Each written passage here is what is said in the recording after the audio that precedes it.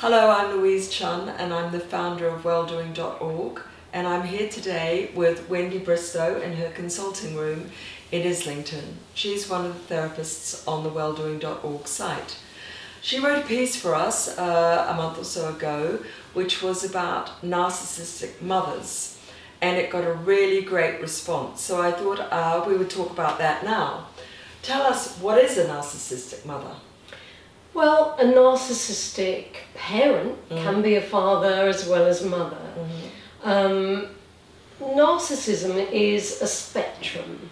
We all need a little bit of healthy narcissism to go for job interviews, to ask someone out, go on a date. We need to have some healthy kind of self-confidence.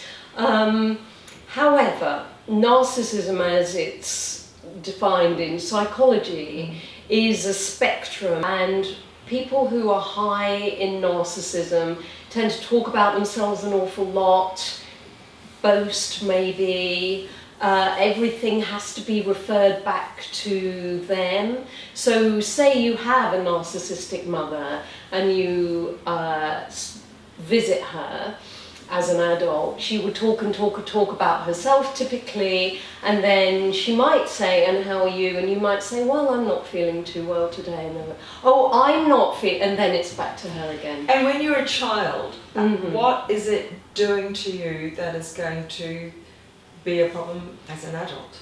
Well, it's very hard being the child of a narcissist because they are the pivot. So whereas in the kind of archetypal parent-child relationship, the parent is giving to the child, is attending to the child, which is what children need, the narcissist needs all the attention and all the kind of recognition themselves. A very narcissistic mother, the kind of classic type, is the kind of queen bee mother. And she needs praise from her child often. She will dress her child in the way that she wants her child to look. You can't possibly, as a child of a narcissistic mother, say, wear clothes that are comfortable for you when you're growing up. You have to often look pretty if you're a girl, look smart if you're a boy. And that's going on kind of psychologically too. You have to look right. Often people who are highly narcissistic are obsessed with what things look like,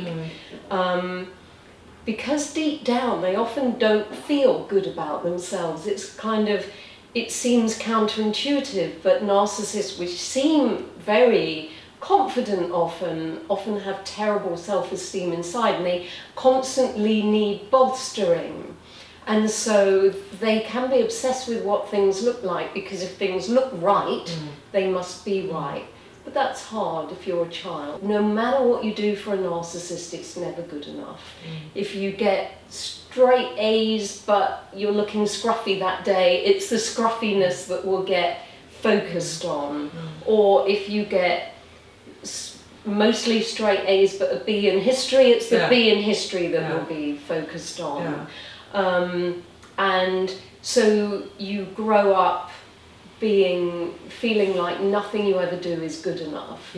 And therefore when you're in the world and you're interacting with other people, because you've been conditioned in that way, the children of narcissists tend to be people pleasers in a big way, and they try and they try and they try and they try too hard really, and they throw everything at everything, which is exhausting. If in their work they will throw everything at it, they will be hard workers. So what will happen when they realise through therapy that in fact their parent, mother, father, whatever, was a narcissist, and this has been a continuing problem in their life? With that realisation, will a different view will they feel different? Will their behaviour be able to change?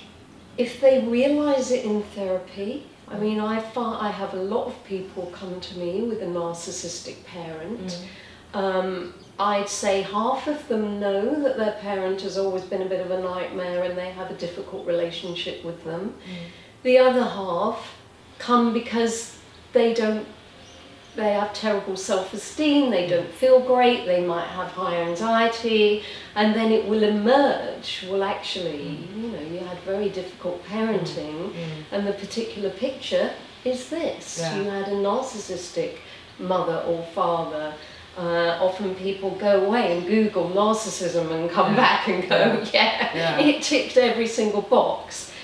And so, to answer your question, when that happens, the first thing people often do, if they've realised it in therapy, or they really realise the impact of them in therapy, is they need to grieve. It's like a loss. They need to grieve the childhood they didn't have and the parent they didn't have. It's a very common thing in therapy, if we've had a difficult childhood, that part of the process is to kind of mourn that maybe not even happy childhood, but ordinary childhood you didn't have. Often we are quite defended against seeing how awful our childhood was. Yeah. And when we realise that, we need to grieve it, and we need to grieve what a difficult time we had.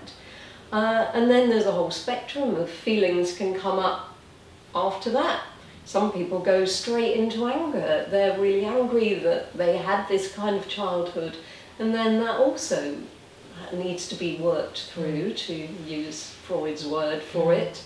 So this is the sort of thing that would take someone through months of seeing somebody like you, talking it through, because it's not the sort of thing one really talks about with girlfriends and partners and other family members, is it? No, it's not. And because we live in a world where the archetype of the mother, say, is very different. I mean, the piece that I wrote for you was hung on Mother's Day, which can be very hard and difficult if you've had a narcissistic mother, because the world is celebrating the wonderful mothers out there, and there are, of course, lots of wonderful mothers who put their children first, who make lots of sacrifices,